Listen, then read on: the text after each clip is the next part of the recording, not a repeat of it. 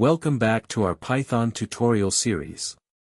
In the previous video, we learned about lists and tuples, two fundamental data structures in Python. Today, we're diving into dictionaries, another essential data structure. Dictionaries allow us to store and manage data in a more structured way using key-value pairs. Let's explore how they work and why they're so powerful. Let's start by understanding what a dictionary is. A Python dictionary is a collection of key-value pairs.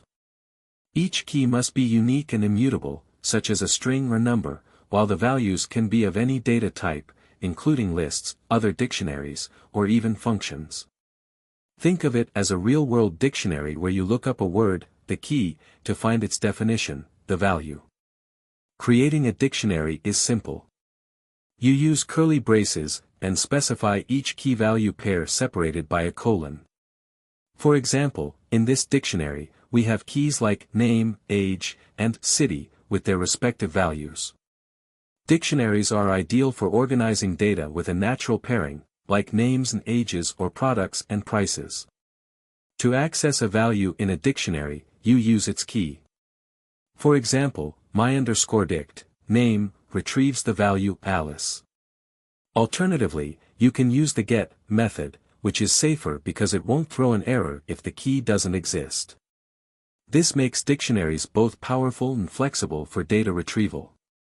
Dictionaries are mutable, so you can easily add new key-value pairs or update existing ones.